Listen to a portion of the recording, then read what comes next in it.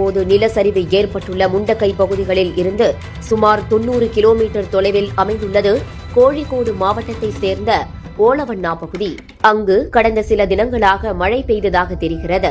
இந்நிலையில் அப்பகுதியில் இருந்த 2 அடுக்கு மாடி வீட்டின் தரைத்தளம் திடீரென இடிந்து விழுந்தது.